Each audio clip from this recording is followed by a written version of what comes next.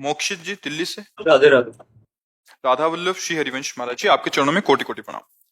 महाराज जी, आपकी और श्री जी की कृपा से नाम जप करने का प्रयास करता हूँ और ये आशा है कि श्री जी से अनंत प्रेम हो जाए।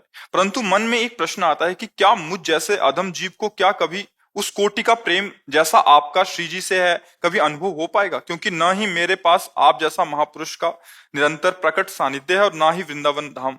पर नाम का सानिध्य तो है ना। जिस नाम के सानिध्य से कोई महापुरुष बनता है वही नाम आपके पास है। जो महापुरुष भगवान के जो अंश हैं वही अंश आप में है। जो शरीर पांच भौतिक है वही आपका है।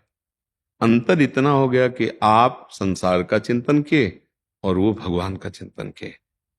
उस अंतर को मिटा दो, आप निरंतर नाम जप कीजिए तो भगवान के नाम का सानिध्य का मतलब भगवान का सानिध्य। भगवान के नाम का सानिध्य मतलब है नामदाता संतों का सानिध्य, क्योंकि नाम किसी न किसी संत के मुख से ही तो सुना जाता है।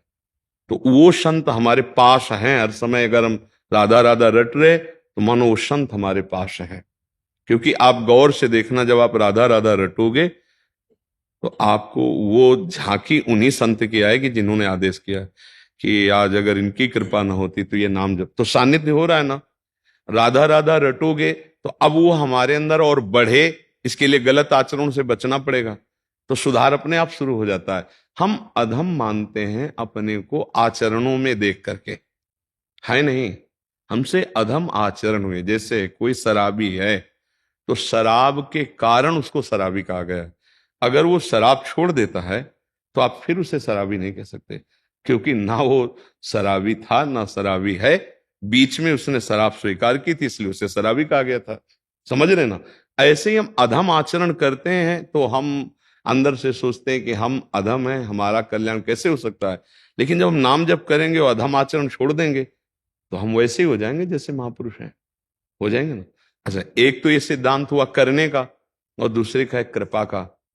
जैसे हम नाम जप कर रहे हैं, यद्यपि हम कभी भी उनकी समानता नहीं कर सकते, पर जैसे पारसमणि छू जाए तो जंगहा लोहा सोना बन जाता है। वो लोहा कभी मुकुट बन करके नहीं बैठ सकता था माथे पे किसी भी देवता या भगवान के, लेकिन पारसमणि छू गई अब वो सोना बन गया, अब वो मुकुट बन के लग गया। लोहा कभी मुकुट नहीं बन सकता था, पारसमणि का प्रभाव। तो संत हैं कृपा में भगवान के पारसमणि, हमको भगवान के आभूषण बना देंगे, भगवान के सेवक बना देंगे, भगवान की प्राप्ति करा देंगे। कैसे? जो उपदेश कर रहे हैं उनको स्वीकार कर लो। तो जिन संत का हम उपदेश मानकर चलते हैं वो हर समय हमारे दिमाग में रहते हैं। ध्यान दीजिए, वो बाबा ने बोला था ये नहीं करना है, बाबा ने कहा था ये करना, रहना दिमाग में। तो संत सानिध्य है कि नहीं है? सही पूछो तो वही संत सानिध्य है। प्रगट में तो आप 2 मिनट 10 मिनट 5 मिनट, लेकिन दिमाग में आप हर समय सानिध्य। सच्चा सत्संग वो है जो हर समय आपके दिमाग में उनकी बात रहे। तो ऐसा ना समझे कि हम संत सानिध्य नहीं कर पाएंगे।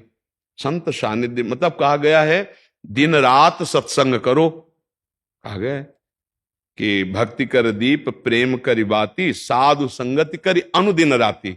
रात दिन, तो रात दिन कौन साधु महात्मा के पास बैठा रहता है भाई? फिर महापुरुषों का कथन क्या है? रात दिन उनकी आज्ञा में हो ना। तो आप बाबा बोले थे सोते समय ऐसा करना चाहिए, बाबा दिमाग में है। बाबा बोले थे जग करके ऐसा कर, 5 भक्तों का नाम लेना चाहिए, ये कर, बाबा बाबा है ना दिमाग में। वो गुरु जी बोले थे ऐसा, वो संत जी ऐसा बोले थे, वो है ना। तो संग हो रहा है ना उनका, यही है रात दिन साधु संग। हमारे पास रहकर यदि आप हमारी बात नहीं मानते तो आप हमारे संग में नहीं हो। दूर रहकर हमारी बात मानते हो तो तुम्हें समझ में आएगा कि हर समय हम हैं। और फिर कभी कभी स्वप्न में दिखाई देने लगेंगे, और कभी कभी बैठे बैठे आपको लगेगा कि मानो बाबा हमारे को उपदेश कर रहे हैं। तन्मयता हो जाए ना तो ये भी अनुभव होने लगेगा। बैठे बैठे दिमाग एकदम बिल्कुल घसीट गया तो मानो आप उन्हीं से बात कर रहे हैं। देख लो बाबा आपने कहा था हम प्रयास तो कर रहे हैं लेकिन सफल नहीं हो पा रहे, सामने बात कर रहे हो, ऐसा लग रहा है कि आप बाबा से बात कर रहे हो, लगेगा ना। ये सानिध्य है। ऐसा ही धीरे धीरे भाव बढ़ता चला जाता है। तो आप ऐसा उससे नकारात्मक भाव में न ले, मुझे ऐसा कैसे हो सकता है, नहीं। और आपको सच्ची बताएं, जैसे स्वप्न में हमने 1000 कत्ल किए तो जगने पर हमें कोई सजा मिलेगी क्या?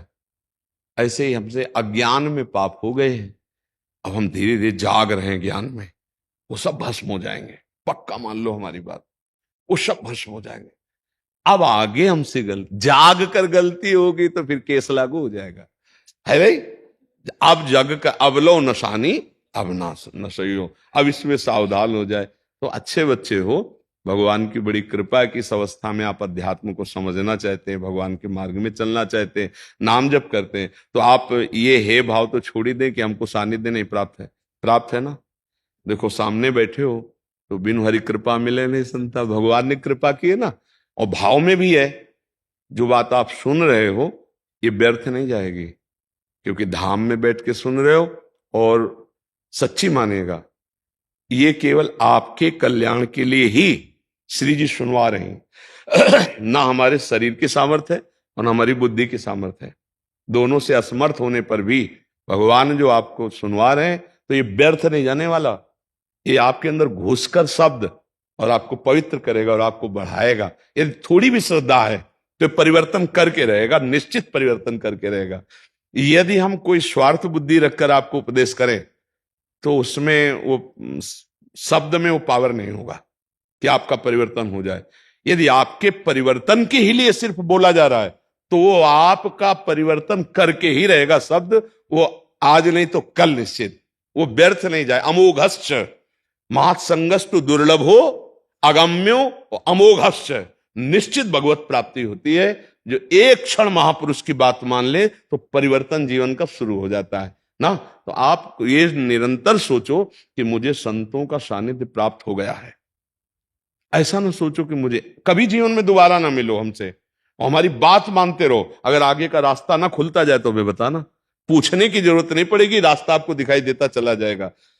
ये टार्च है, तुम्हें लग रहा है बहुत छोटी सी है, राधा, ये टार्च आपको सच्चिदानंद में स्थित कर देगी, तुम्हारे मार्ग को प्रकाशित करती चली जाएगी। एक एक कदम आपको प्रकाश मिल रहा है तो मंजिल आपको प्राप्त हो जाएगी। ऐसा नहीं कि हाइलोजन जैसा हो कि पूरा ऐसा कुछ हो कि एक बार में रास्ता दिखाई, ऐसा नहीं।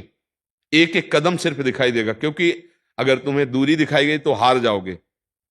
इसलिए अगला कदम केवल तुम्हें रखना है और उतना प्रकाश है तो आगे का मार्ग खुलता चला जाएगा। और अगर गलती करोगे तो वही मार्ग रुक जाएगा। गलती करोगे तो वही मार्ग पर नष्ट नहीं होगा। ये ऐसा मार्ग, कदम पीछे नहीं होंगे। 100 बार नाम जपा है तो 99 बार से नहीं शुरू होगा, 101 से शुरू होगा। यह अध्यात्म है, ये परमार्थ है। ठीक है, आप मस्त रहो एकदम, ऐसा नहीं, निगेटिव नहीं सोचना, नकारात्मक सोच को हटाना है। नकारात्मक सोच ही तो हमें जलाती है। नहीं नहीं कि अब हमको तो वृंदावन ही रहना पड़ेगा क्योंकि साधु संग से ही कल्याण होता, ऐसा नहीं। यही असली साधु संग है, जो दिमाग से साधु संग हो। वो हमारे समय, हर समय माइंड में बैठे हुए, हमारे हृदय में बैठे हुए प्रेरणा देते रहते हैं।